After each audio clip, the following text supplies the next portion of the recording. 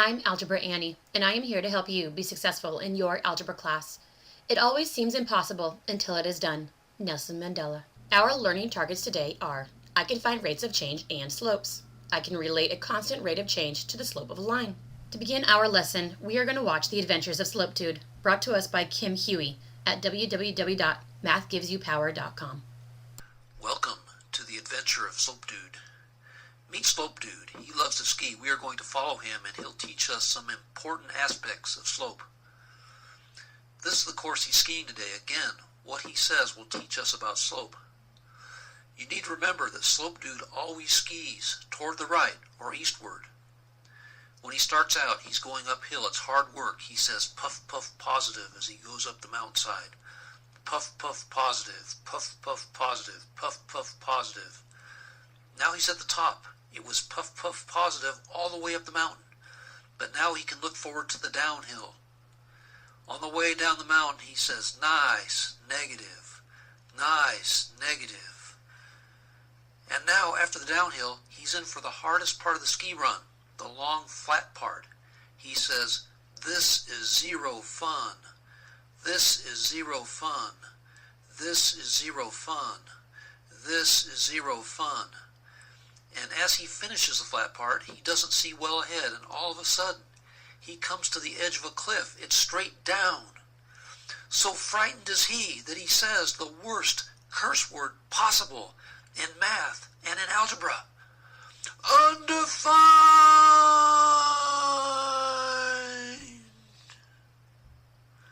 This has been The Adventure of Slopedude. Remember always what he said during his ski trip.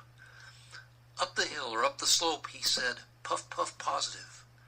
On his downhill run, he said, nice, negative.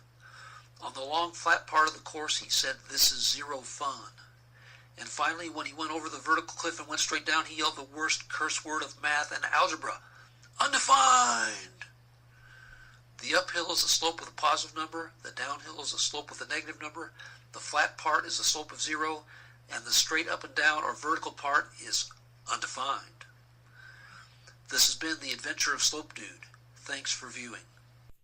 So now we're going to talk about the rate of change and slope. So first we need to identify the independent and the dependent variables. To do this, first we need to know what is an independent variable and what is a dependent variable. So we have some vocabulary we first need to go over. An independent variable is the input for the function. Usually this means it is the x coordinates. The dependent variable is the output of the function, meaning it's usually the y coordinate. The value of the dependent variable depends on or is a function of the value of the independent variable. So you need to input the independent to find the dependent. So let's read a story problem to see if we can become more acquainted or better acquainted with independent and dependent variables. So in our story problem, it says, in the winter, more electricity is used when the temperature goes down, and less is used when the temperature goes up. So what two things is this story talking about? So reading this, I can see that it's talking about the amount of electricity used. So electricity used, that's the first thing they're talking about. And what happens to the electricity used? It is used when the temperature goes down, and how much of it is used when the temperature goes up. So electricity used is the first thing we're talking about.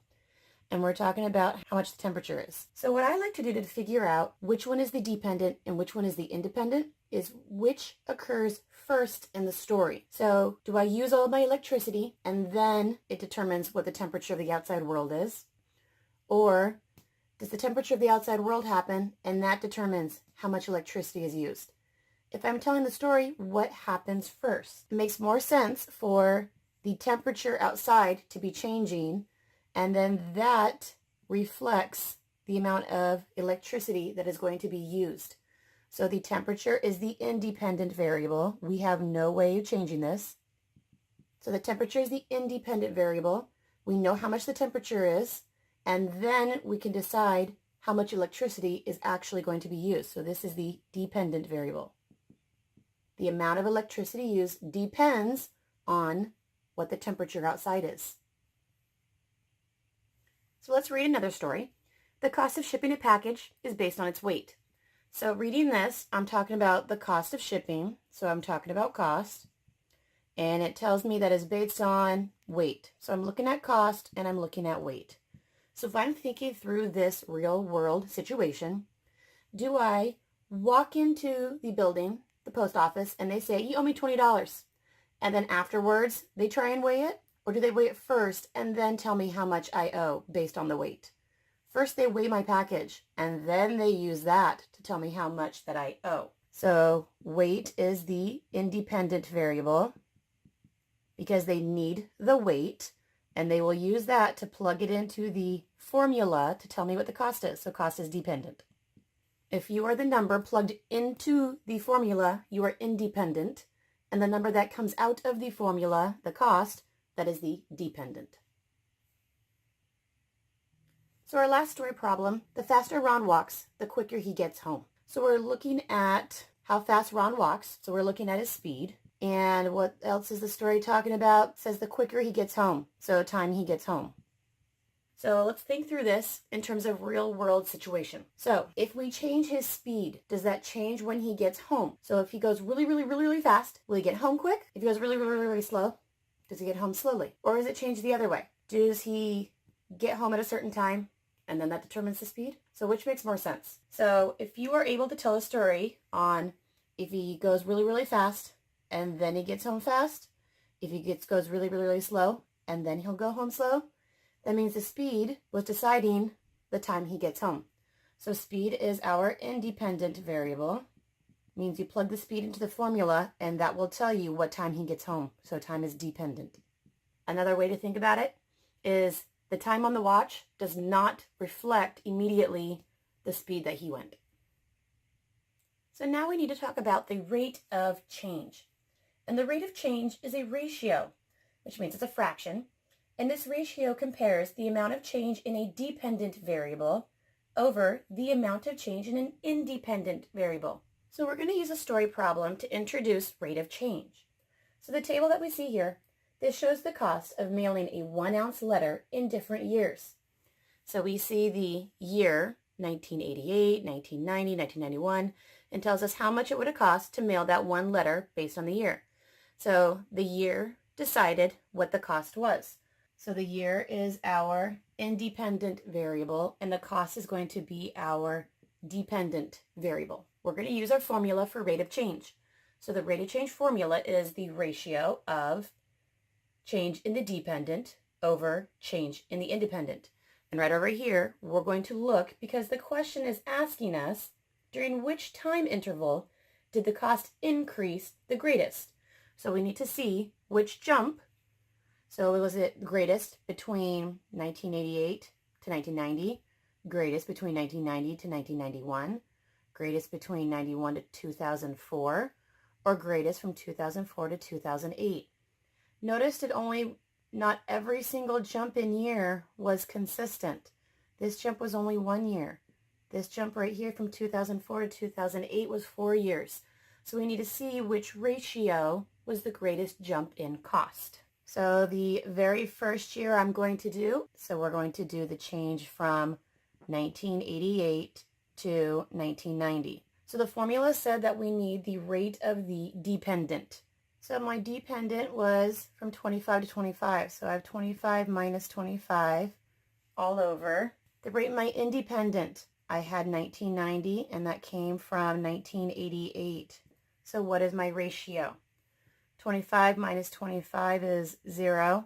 1990 minus 1988 is a difference of 2 years. So 0 divided by 2 is 0. So my ratio for that is 0. Well, now I need to find the other year. So then I need to hop from 1990 to 1991. So I went from 25 to 29. So 29 minus 25. And I went from 1990 to 1991. So 1991 minus 1990. 29 minus 25 is a 4. 1991 minus 1990 is 1. 4 divided by 1 is 4. So let's do our third year because we need to know every single rate of change. So now we go from 1991 to 2004. It went from 29 to 37. So 37 minus 29 will tell me the change. And then went from 1991 to 2004. So if I subtract them, it's going to tell me the change. 37 minus 29 is 8. 2004 minus 1991 is 13. And if you were to simplify this, 8 divided by 13 comes out to about 0.62. So we have one more leap that we need to read. This is from 2004 to 2008. So looking at that, it went from 37 to 42. So we have 42 minus 37. And the years went from 2004 to 2008. So I have 2008 minus 2004. 42 minus 37 is 5. 2008 minus 2004 is 4. 5 over 4 as a decimal is 1.25. So which change was the greatest? 4 is bigger than all these numbers. So our greatest change was between these 2 years. So the cost increased at the greatest rate from 1990 to 1991. So from 1990 to 1991. And this is your final answer. All of this work over here justifies your final answer. So we're going to take your vocabulary term and we're going to extend it one step further. You know the rate of change is the change in the dependent variable over the change in the independent variable. We're going to take that one step further. Notice the dependent variable is the y-axis. So instead of saying the change in the dependent variable, we're going to say the change in y. Notice the independent variable was always the x-axis. So instead of saying the change in the independent variable, we're going to say the change in x. Well, notice the y-axis is always the axis that rises up and down. So instead of saying the change in y, we say rise.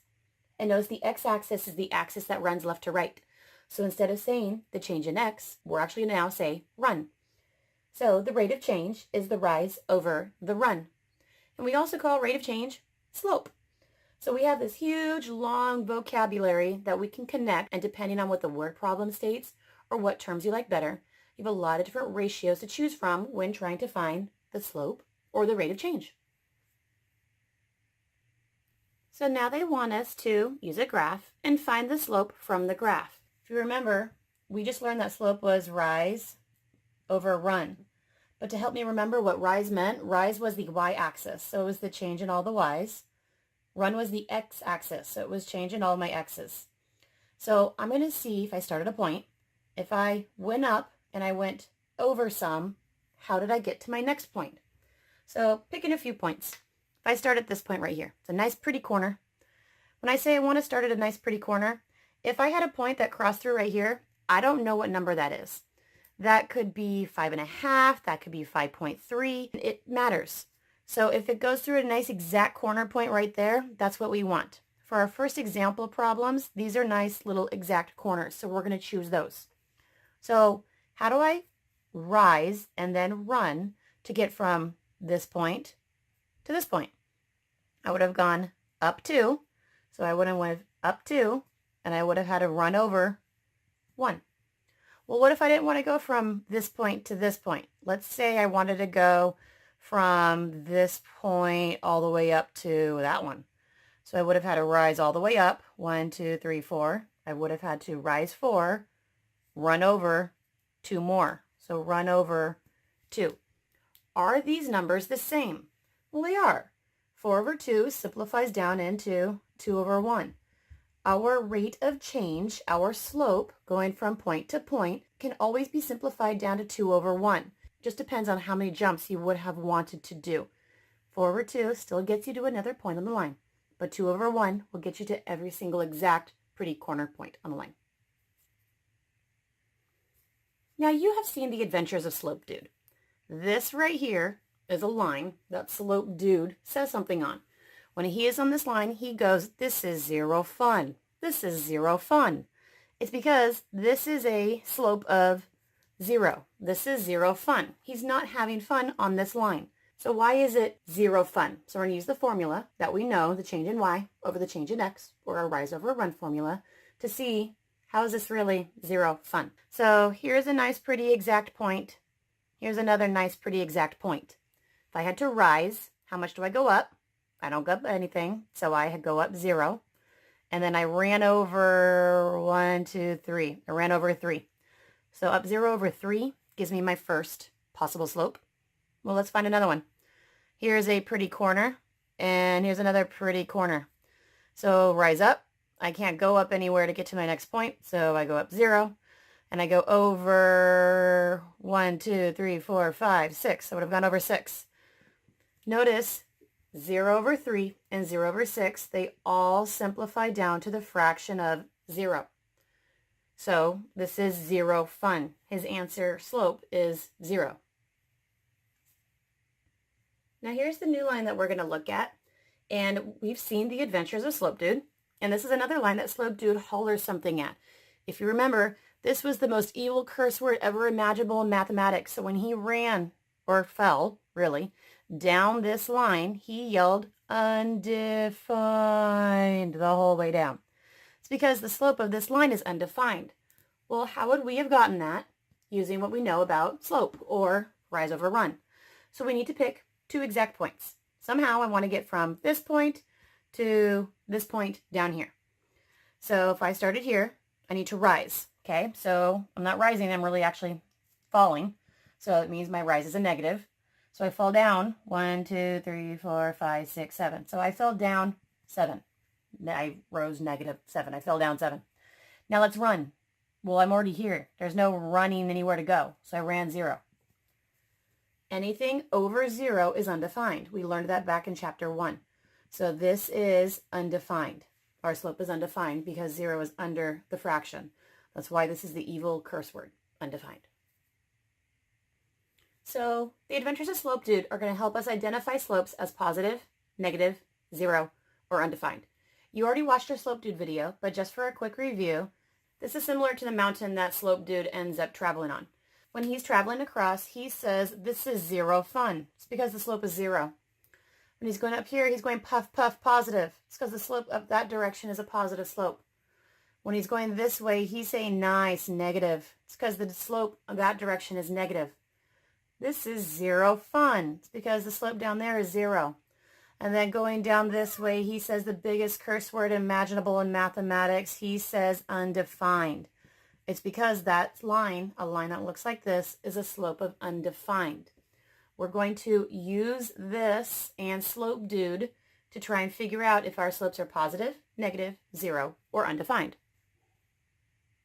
So we have 4 separate graphs that we're supposed to define.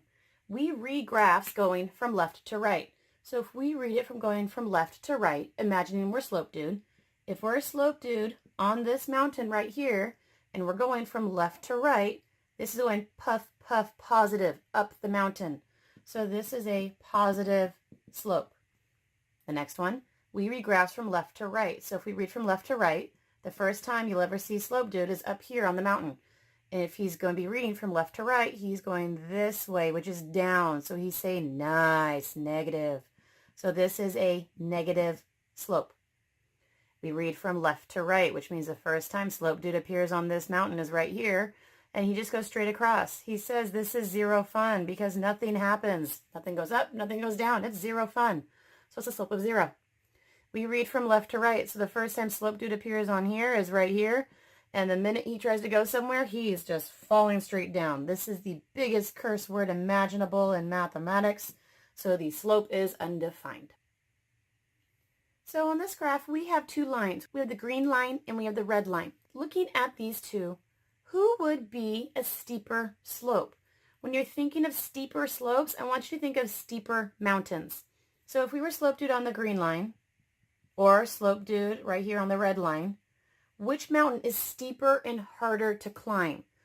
The red line goes up a lot quicker than the green line does. If the red line goes up quicker, that means he is going to be the steeper and harder mountain to climb, which means he's going to be the larger slope. So a steeper mountain means that we are going to have a larger slope because that means he's going up at a faster rate. This is not as steep, which means we're going to have a smaller slope, which means he's going up the mountain much slower. What did we learn today? I can find rates of change and slopes. I can relate a constant rate of change to the slope of a line, and I look forward to seeing you tomorrow in class.